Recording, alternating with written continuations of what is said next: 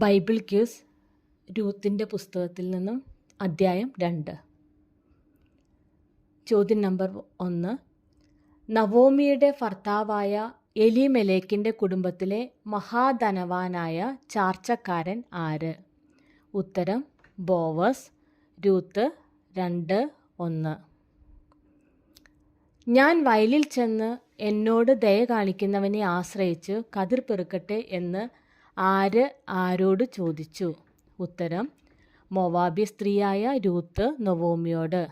Ruth 2:2. ആരുടെ വയലിലാണ് Ruth കതിർ പെറുക്കുവാൻ പോയത്?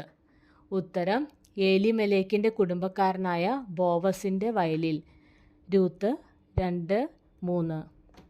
Ruth കതിർ പെറുക്കുവാൻ വയലിൽ ചെന്നപ്പോൾ ബോവസ് വന്നത് എവിടെ നിന്ന്?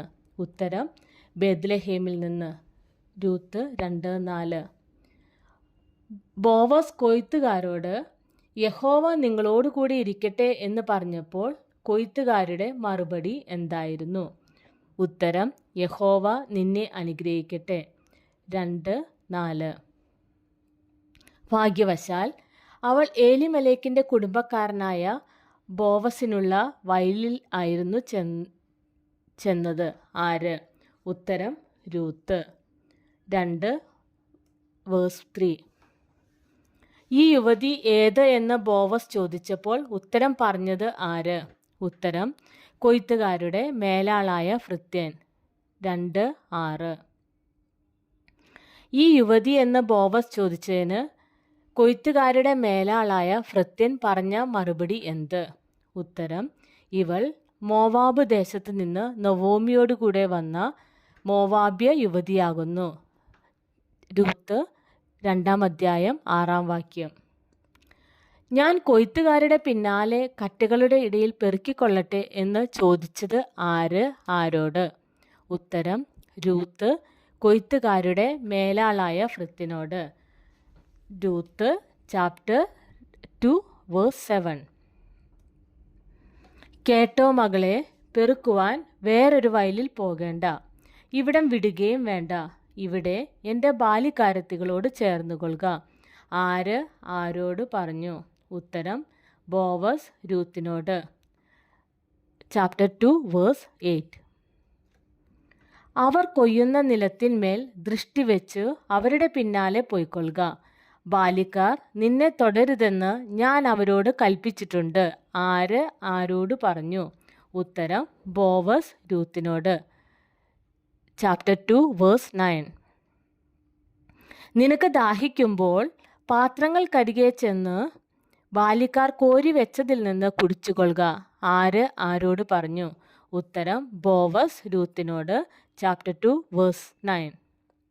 ഞാൻ അന്യദേശക്കാരത്തി ആയിരിക്കെ നീ എന്നെ വിചാരിപ്പാൻ തക്കവണ്ണം നിനക്ക് എന്നോട് ദയ തോന്നിയത് എങ്ങനെ എന്ന് ആര് ആരോട് പറഞ്ഞു? ഉത്തരം രൂത്ത് ബോവസിനോട്.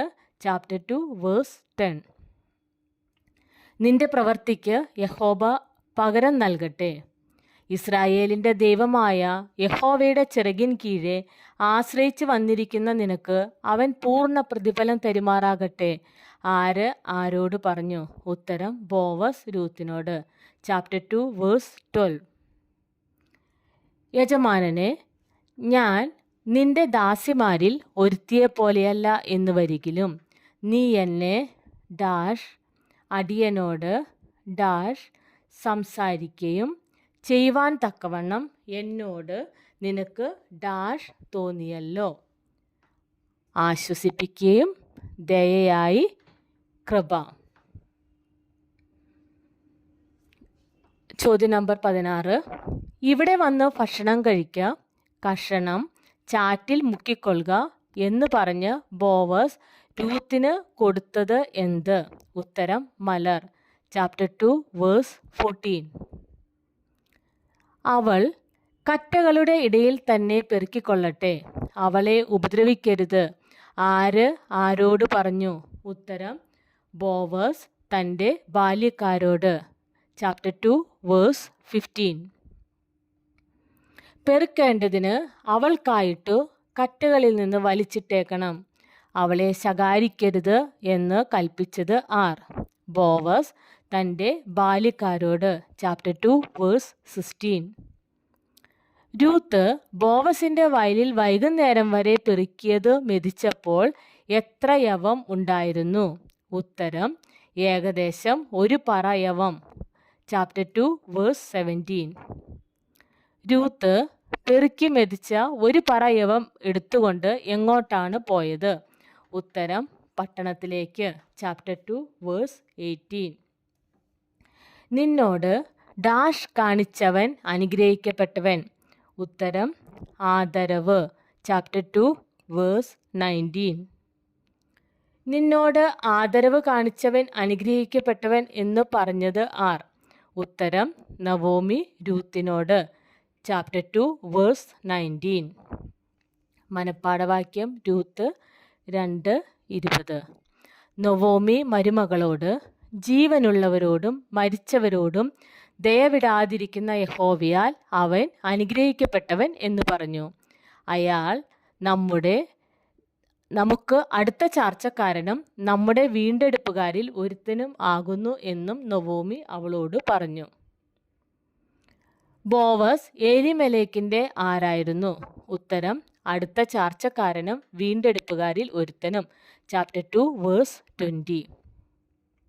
യവക്കൊയ്ത്തും കോതമ്പ് കൊയ്ത്തും തീരുവോളം പെറുക്കുവാൻ ബോവസിന്റെ ബാല്യക്കാരത്തികളോട് ചേർന്നിരിക്കുകയും അമ്മാവി അമ്മയോട് കൂടെ പാർക്കുകയും ചെയ്തത് ആർ? ഉത്തരം രൂത്ത്. Chapter 2 verse 23. രൂത്ത് 2-ാം അധ്യായത്തിൽ എത്ര വാക്യങ്ങളുണ്ട്? ഉത്തരം 23.